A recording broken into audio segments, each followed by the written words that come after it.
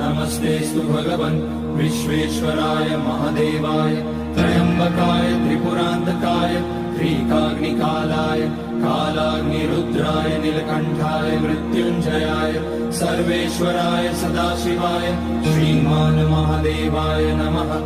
ॐ नमः शम्भवाय च मयोभवाय च नमः शङ्कराय च मयस्कराय च नमः शिवाय च शिवतराय च।